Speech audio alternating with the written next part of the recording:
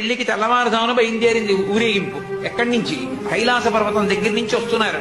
గవాక్షంలో నిలబడింది మేనకాదేవి నారదుడితో కలిసి. ఒక్కొక్కళ్ళు వస్తున్నారు. అబ్బా వెలిగిపోతున్నాడు, ఆయనేనా మా అల్లుడంది. కాదమ్మా, సూర్యుడు దిక్పాలకుల్లో. ఆ వెనక వస్తున్నాడు, ఎవరో బాబాయ్ నల్లగా ఉన్నాడు దున్నపోతే, మీరు ఆయన ఎవరా? మీ అల్లుడు కాదు, బెంగ పెట్టుకోకు, యమధర్మరాజు గారు. ఆ వెనకాల అబ్బా చల్లగా ఎంత బాగున్నాడో, ఎవరు? చంద్రుడు, మీ అల్లుడు కాదు. ఈయనెవరోనయ్యో చాలా అందంగా ఉన్నాడు, ఎర్రగా ఉన్నాడు, కాంతులు ఈనుతున్నాడు. బ్రహ్మగారు. మీ అల్లుడి దగ్గర పురోహితుడమ్మా, పెళ్లి చేయడానికి వచ్చే బ్రహ్మగారు ఆయన మీ అల్లుడు కాదు. ఓ అలాగా, ఇతనెవరో నీలమేఘశ్యాముడు, చాలా అందంగా ఉన్నాడు. శాంతాకారం భుజగచైనం పద్మనాభం సురీశం. అమ్మా, ఆయనకి మీ అల్లుడికి భేదం చెప్పకూడదు కానీ ప్రస్తుతం మీ అల్లుడు కాదు.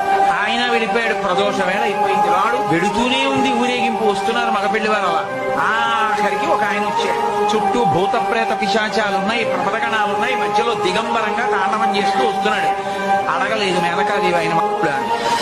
నారదుడే చెప్పాడు, ఆయనే మీ అల్లుడమ్మా అని మెట్లు దిగి వెళ్ళిపోయాడు. ఈవిడ గబగబా మెట్లు దిగి తిన్నగా పార్వతీ దగ్గరికి వెళ్ళింది. నిన్ను చంపి నేను చచ్చిపోతా, వాడా దొరికాడు నీకు తప్ప తపస్సోట అడలుడేమిటే అమ్మగారు వచ్చారు, విష్ణు వచ్చారు. ఎంత నచ్చ చెప్తే మాత్రం ఆవిడ వింటుంది. ఆవిడ వినలేదు.